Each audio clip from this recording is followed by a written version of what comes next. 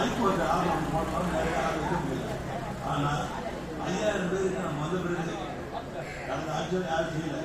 அவங்க வந்த பிறகு முன்பு ஆட்சிக்கு மட்டும் இந்த 5 ஆண்டுகளில் 5000 பேருக்கு இளைஞர்கள் படிக்க இளைஞர்களுக்கு எல்லாம் நிரந்தர வேலை கொடுத்துருவோம். நிரந்தர வேலை எல்ஐசி, ஊடிசி, ஐஸ்டண்டு, போலீஸ், பிசி, ஹோம்கார்டு, நம்ம ஜேஇ, கன்ஸ்ட்ரக்ஷன் எலக்ட்ரிசிட்டி, இது மாதிரி நிறைய 5000 பேர் கொடுத்துருக்கோம். நான் வந்த பிறகு நிறைய போயிட்டே இருக்காங்க.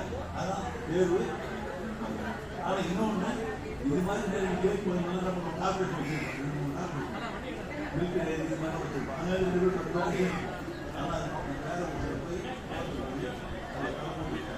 இது மாதிரி பண்ணால் ஆஃபீஸ் தலைமுறை இந்த மாதிரி ஒரு பெரிய இது வந்து இப்போ வந்து வேலை மாதிரி மாற்றணும்.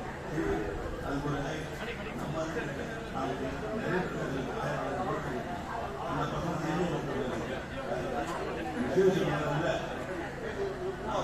நான் நிறைய கொடுப்போம்.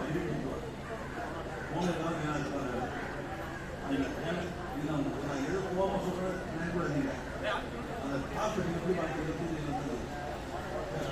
பேசி எவ்வளோ பேசுங்க, 1300 பேர் பேசுவோம். இது 50 பேர் பேசுகிறேன். எல்லாமே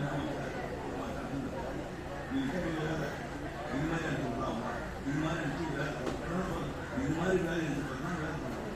வேலை சம்பந்தம் நல்ல வாய்ப்பு வாரத்தில் அவங்க நிறையலாம் நான் வெளியே வந்தேன்.